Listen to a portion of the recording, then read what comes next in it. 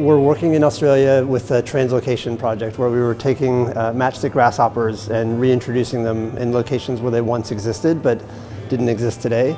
So this idea of translocation, of bringing animals from one location to another to reintroduce and re-establish biodiversity and habitat, is something that we were working on in Australia.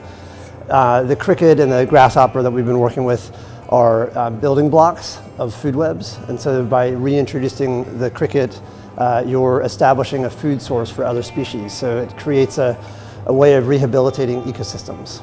So what we wanted to do when we started looking at the Venice Biennale, we wanted to use that kind of project but do something bigger and more exciting, and also to try to bring in art as a component of the education and understanding of the process of translocation.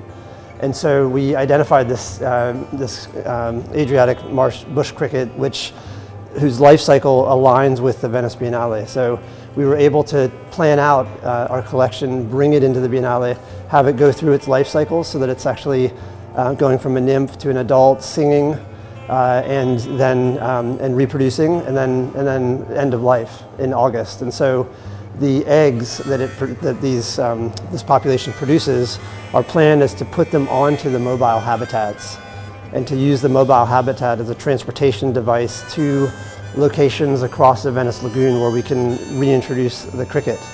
And it used to live in the lagoon, so now the idea is to position the Biennale as a place where people can learn about the idea of rehabilitating and bringing back the cricket through its song.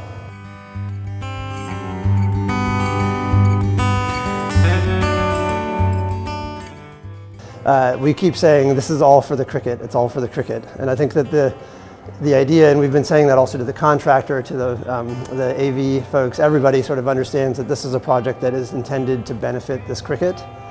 There's about 5,000 living crickets of this kind. It's had heavy impact from mosquito ditching and from spraying and other things, and so it hasn't really recovered. It lives in the intertidal zone between land and water. And so we really basically wanted to develop a proposal that celebrated the cricket's life and that foregrounded its song as a bioindicator of ecosystem health. So if you hear the cricket singing, you get a sense that that is a habitat that's a healthy habitat.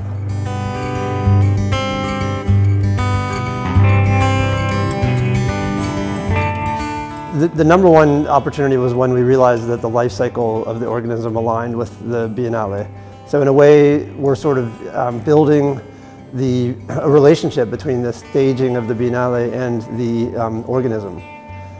So it's a chance to really, it's a chance to express and pull apart that life cycle and organize it architecturally into different stages within the Biennale. So for the first phase, the crickets are in the cages.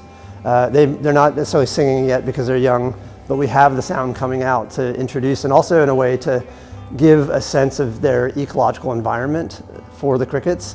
And then when they start singing, the sound will go down a bit and you'll get to hear the live cricket singing. And then as they age and reproduce, we have events around the idea of that process. And then once later in the Biennale, once we're wrapping up, we'll transport the eggs and the debris to the floating wetlands in a ceremonial action to show that part of the life cycle. And that's expressed in the idea that the life rafts or the mobile habitats serve as a vessel for this population to move them from the Biennale to the lagoon.